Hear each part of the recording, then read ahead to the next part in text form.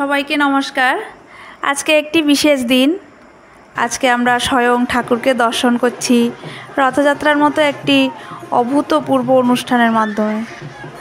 আমাদের এলাকার ধর্মপ্রাণ ভক্তরা প্রত্যেক বছর কঠোর পরিশ্রমের মাধ্যমে এই অনুষ্ঠানটি সম্পূর্ণ করেন।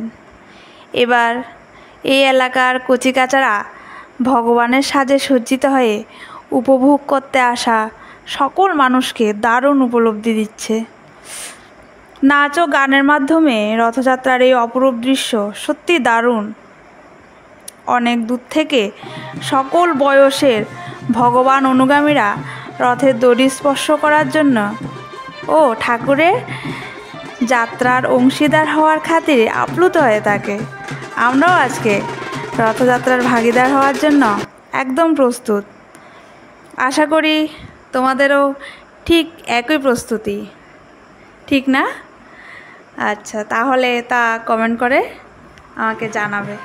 রথ সম্বন্ধে বেশি কিছু জানি না ঠিকই, তবু তোমরা যেটা জানো আমিও হয়তো সেটাই জানি। তোমরা জানো পুরী মাহিষ ইস্কন মন্দিরে সবচেয়ে বেশি রথ সম্বন্ধে জানা যায়। আবার সেখানেই বেশি রথ টানা হয়। আবার যেখানে জগন্নাথ দেবের মন্দির আছে, বাড়িতে মন্দির আছে, তারপর ওখানে খুব ঘটা করে জগন্নাথ দেবের উৎসব পালন করা হয়। দেখতে পাচ্ছ আমাদের ক্ষুদ্র শিল্পীরা কি সুন্দর করে ডান্স করছে। সবার একটু মনোরঞ্জনের জন্য এবার নতুন এটা আয়োজন করা হয়েছে। তো বলছিলাম, উড়িষ্যার প্রাচীন পুঁথি হলো ব্রহ্মাণ্ড পুরাণ। সেখান থেকে জানা যায় সত্যযুগ থেকে এই রথযাত্রা নাকি পালন করা হয়। সেই সময় মালব দেশের রাজা, মানে উড়িষ্যার রাজাই, তিনি নাকি স্বপ্ন দেখেছেন যে বিষ্ণু মন্দির করতে, কিন্তু বিষ্ণু মন্দির সম্বন্ধে কোনো ধারণাই ছিল না। তারপর ওখানে বলরাম জগন্নাথকে আবার বিশ্বকর্মা নাকি বানানোর দায়িত্ব নিয়েছিলেন। তিনি হাত পা মূর্তিটা ঠিক করে বানাতে পারেনি, হাত পা কিছুই দিতে পারেননি। কিন্তু সেই সময় আবার রাজাকে বিষ্ণুর স্বপ্ন দেখিয়েছিলেন যে অসম্পূর্ণ মূর্তিতেই তিনি পূজিত হতে চান। এমনটাই হওয়ার ছিল।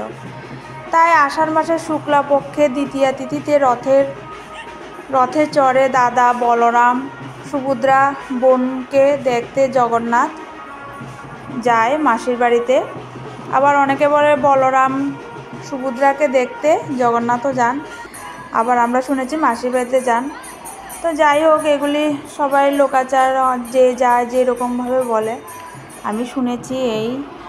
তো আমরা যে এখন যাচ্ছি সেটা হলো সোজা রথ। আবার 7 দিন পরে ফিরে আসবো উল্টো রথে। সবাই ভালো থাকবে, সুস্থ থাকবে।